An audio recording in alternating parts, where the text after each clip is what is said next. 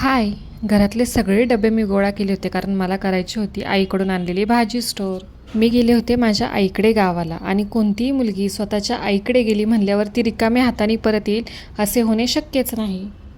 मी गावाला जायच्या आधी होता आठवडे बाजार आदल्या दिवशी, त्यामुळे आईने बाजारातून देखील काही भाज्या आणल्या होत्या आणि काही भाज्या ह्या घरच्या शेतातील होत्या. मला घरी पुन्हा पुण्यात आल्यावर रायामुळे त्या भाज्या नीट करायला टाईम भेटत नाही, तो सगळं विस्कळून टाकतो मी, त्यामुळे मी बऱ्यापैकी भाज्या ह्या गावाकडूनच नीट करून आणल्या होत्या. दरवेळेस या भाज्या मला माझे फादर पॅकिंग करून व्यवस्थित पिशवी भरून देतात, पण यावेळेस मीच केल्या होत्या आणि काही भाज्या ह्या प्लास्टिकच्या कॅरीबॅगमध्ये भरल्या होत्या, त्यामुळे पिशवीतून काढल्यावर त्या कॅरीबॅगी मी पुन्हा ओतून ठेवल्या होत्या जेणेकरून त्याला सुटलेले पाणी निघून जाईल. या भाज्या नीट करून आणल्या तरी हे सगळं पुन्हा एकदा डब्यामध्ये भरून फ्रीजमध्ये स्टोअर करून देण्यात देखील माझा तासभर वेळ जातो. म्हणजे भाज्या नीट करण्यात एकंदरीत तासभर वेळ जातो, परंतु या भाज्या 15-1 दिवस आरामात जातात. पावसाळा आणि श्रावण असल्यामुळे तर पालेभाज्या भरपूर होत्या आणि त्यामध्ये तांदूळची ही भाजी माझी फेवरेट होती, ती पण मी आणली होती. तर आजच्या या व्हिडिओमध्ये भाज्या जास्त काळासाठी साठवून कशा ठेवायच्यात हे मी तुम्हाला दाखवणार आहे आणि डब्याचे किंवा तुमचे टिफिन असतील त्याचं प्लॅनिंग, 15 दिवसाचं भाज्यांचं प्लॅनिंग कसं करायचं हे देखील एक मी तुम्हाला टिपमध्ये सांगणार आहे, त्यामुळे व्हिडिओ शेवटपर्यंत नक्की पहा. तर लसूण तुम्ही हवा खेळती राहील अशा कोणत्याही भांड्यामध्ये ठेवू शकता. मी इथे लसणाच्या कुड्या ऑलरेडी फोडून त्याच्या पाकळ्या करून आणल्या आहेत, जेणेकरून भाजीला नीट करण्यास वेळ जात नाही आणि जास्त कचरा पण होत नाही आणि रायामुळं मला हे सगळं करायला टाईम पण भेटत नाही. गावाकडून येताना भाज्या पिशवीत आणल्या होत्या आणि त्यामध्ये साधारण 2-3 तास असल्यामुळे त्या भाज्यांना पाणी सुटलं, त्यामुळे आधी मी ते सगळं त्याचं सुटलेलं पाणी पुसून घेणार आहे, कारण पाण्यामुळे सुद्धा देखील भाज्या पटकन खराब होतात, सडतात. त्याच्यामुळं श्रावणात भाजीपाले खूप असतात, त्यामुळं हा कोबीचा गड्डा देखील मला 10 रुपयाला भेटला होता, छोटूसाच आहे. त्याला मी वर्तमानपत्रामध्ये कागदामध्ये असं गुंडाळून डबल पेपरमध्ये गुंडाळून कॅरीबॅगमध्ये बांधून फ्रीजमध्ये ठेवणार आहे, ज्यामुळे तो जास्त काळ टिकतो आणि जरी त्याला पाणी सुटले तरी तो कागद शोषून घेतो, त्यामुळे तो खराब होत नाही. अशा प्रकारेच बाकीच्या देखील भाज्या आपण साठवून ठेवायच्या. इथे भाज्या आणलेल्याच मी कॅरीबॅगा यूज करत आहे, त्या फक्त उलट्या करून त्याला सुटलेलं पाणी पुसून घेणार आहे आणि बाहेरच्या बाजू आतल्या साईडला करून त्यामध्येच ह्या भाज्या मी स्टोअर करून ठेवणार आहे.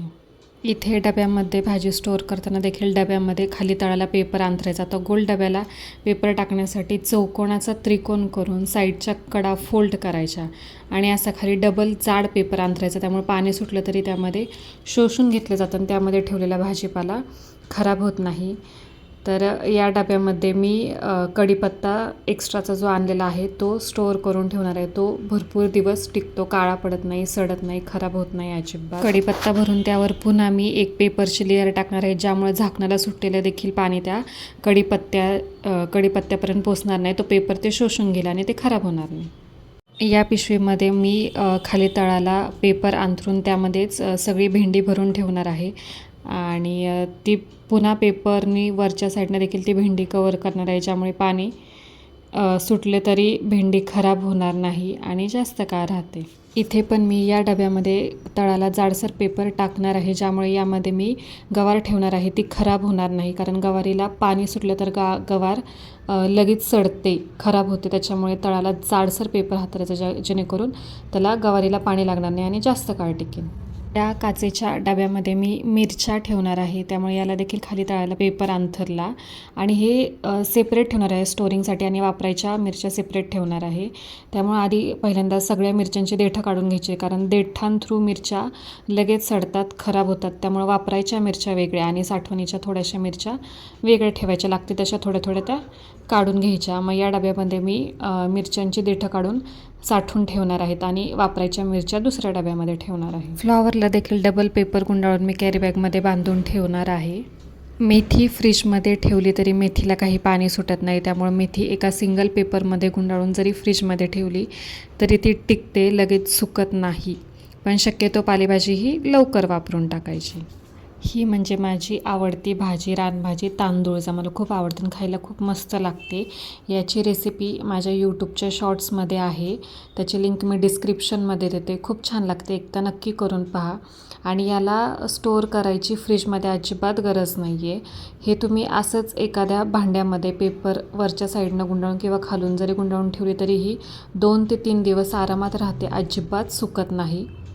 मी येताना कढीपत्ता खूप सारा आणला होता कारण मला कढीपत्त्याची चटणी करायची होती. कढीपत्ता हा केसांसाठी चांगला असतो आणि यातील थोडाच कढीपत्ता मी भाजीत फोडणीसाठी ठेवणार आहे.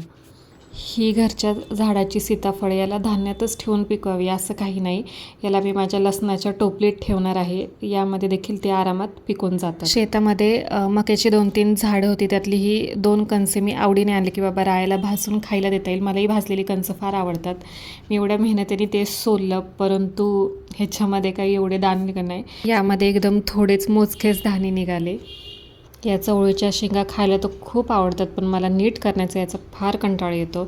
या अशाच मी कॅरी बॅगमध्ये भरून ठेवणार आहे. काही याला खराब होत नाही. पाणी सुटलं तरी अजिबात या खराब होत नाही. भरपूर दिवस राहतात.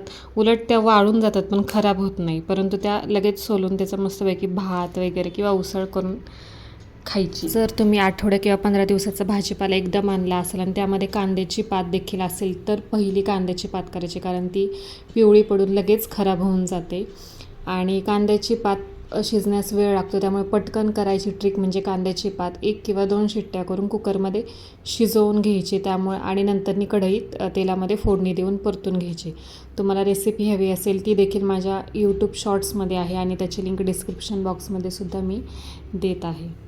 चला, माझ्या सगळ्या भाज्या तर व्यवस्थित नीट करून डब्यांमध्ये भरून झाल्या. आता या मी सगळ्या फ्रीजमध्ये नेऊन ठेवते. तर इथे माझ्याकडे कांदा पात, तांदूळजा, मेथी, फ्लावर, कोबी, भेंडी, गवार, टोमॅटो आणि ओली चवळी अशा ह्या ताजा भाजीपाला आहे. आणि घरामध्ये कडधान्य मूग, मटकी, मसूर, सांडगा, सोयाबीन आणि बटाटे हे घरामध्ये शिलकीचा किराणा आहे. तर आता भाजीला सुरुवात कुठून करायची, कोणत्या भाज्या आधी करायच्या हे आपण बघणार आहोत. तुमच्याकडे शेपू देखील असू शकते घरामध्ये. तर यामध्ये कांदा पात, तांदूळजा, शेपू आणि मेथी ह्या 4 पालेभाज्या आहेत. त्यामुळे या लवकर खराब होतात. मग आधी कोणती करायची, तर सर्वात आधी कोणतीही भाजी यापैकी 4 असेल तर कांदापात आधी करायची, कारण कांदापात ही भाजी लगेच पिवळी पडते. आणि त्याच्यानंतरनी शेपू करायची, कारण शेपू पण ही भाजी पिवळी पडते. पण ॲज कम्पेअर्ड टू कांदापात ही लवकर पिवळी पडते. त्यामुळे कधीही कांदापात आणि त्याच्यानंतरनी शेपू करायची. आणि तांदूळजा आणि मेथीमध्ये तांदूळजा हा 2-4 दिवस आरामात टिकतो, तेही बिना फ्रीजशिवाय. त्यामुळे आधी मेथी करायची आणि नंतर तांदूळजाची भाजी करायची. सकाळी तुम्ही टिफिनला पालेभाजी केली असेल तर संध्याकाळी तुम्ही कोणतेही कडधान्य करू शकता किंवा ओल्या चवळीची खिचडी करू शकता, फ्लावर बटाटा मिक्स भाजी करू शकता किंवा टोमॅटोची चटणी देखील करू शकता. टिफिनला जर सकाळची पालेभाजी हलकी तर संध्याकाळी कडधान्याची करू शकता. व्हिडिओ आवडल्यास लाईक, सबस्क्राईब आणि शेअर करा. चला, बाय.